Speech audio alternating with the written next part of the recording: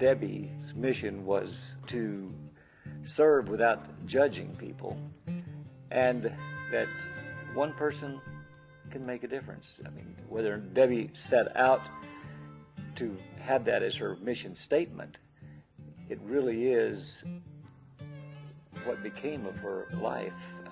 Her life really stood for something. Her death was not in vain. It was God that anointed her to do what she did in the first place. God knows who it would have taken to challenge me like that. I always keep a look on my face to discourage people to not mess with me. And it seemed like she didn't pay me no attention at all. She treated me like I was a little boy.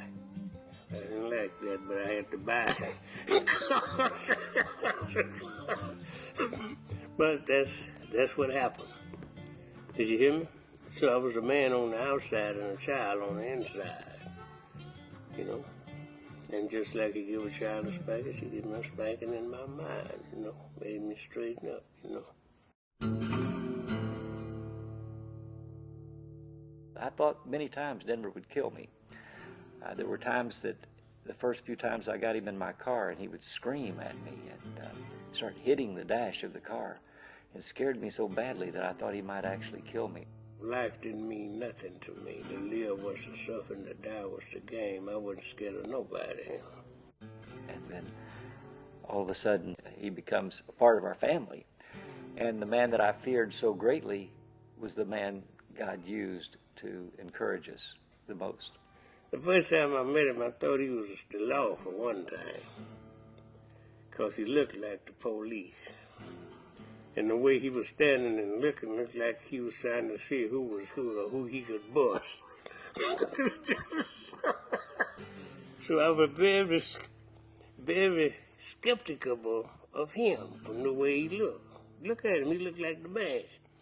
I never imagined, for the first year after Debbie was gone, I used to think of who is God going to bring into my life to replace this deep void that I have. And I had visions of, maybe another beautiful woman coming into my life. But, it wasn't maybe what God has planned for me yet. And as a result, I have Mr. Tall, Dark, and Handsome. I wasn't very easy to deal with at all. He just had the courage, the nerve, and the ability to keep his wife's dream going like she told him to. So he is more important in this whole thing than I would ever be.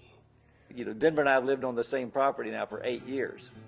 But we look at each other sometimes in the morning and we just laugh because we cannot believe here we are, the two most unlikely nobodies in the whole world that just have been, put together in this extraordinary friendship and relationship that we have.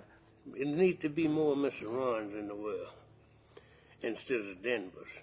You have a plenty of Denvers in the world, but you don't have many Mr. Rons.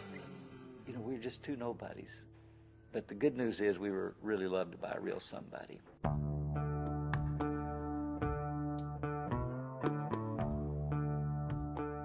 Recently, we were in a major city doing a fundraiser there for the homeless.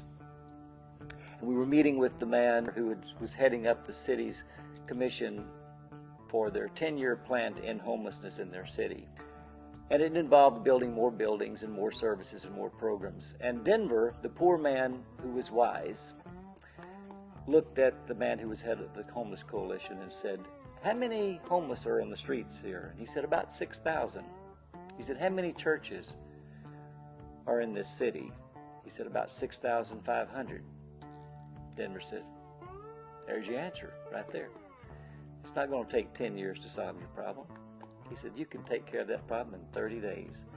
He said, "Every church in this city, just take one homeless person, and you still got 500 churches that ain't going to get nobody." So this is just the way I think about things. I think we all are God's children. Did you hear me? Whether we right or whether we wrong. You can give people a sandwich, you can give them a roof over their head, you can give them a full belly, but apart from loving them, you will never change their lives. There is a light, you know, and there is a way out. There's a way back home, just like he left. And then when you do that, your job is well done. I think if that message could ever get out and we could light that fire and get that going, I think we would see a real change in the homeless situation in America. You know, it started something that will never end. Did you hear me? Denver's legacy, I believe,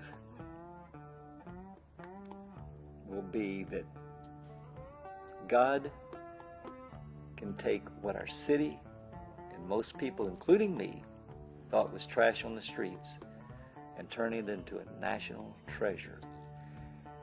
And Denver likes to say that he's in the recycling business, that he is just recycling the love that he received. He's recycling the love that Miss Debbie showed him. Who is there righteous? The Bible says not a one, no, not a one, but the Father which is in heaven. So the lowest sometimes can be the highest, and the highest sometimes can be the lowest. Right? And you can't judge a book by what? By its cover. Right? And you can't judge people by their kind. Because there's some good in every man. Just give him hope and give him a chance, man. There's some good in every woman. Just give her some hope and give her a chance. That's mercy.